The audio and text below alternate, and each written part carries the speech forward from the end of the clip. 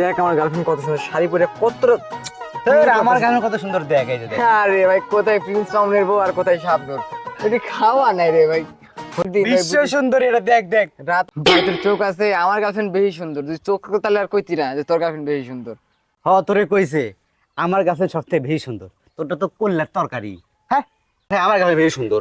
আরে ভাই আমার গার্লফ্রেন্ড বেশি। আরে আরে আরে আরে বাবা তোমরা ঝামেলা করতেছো কেন?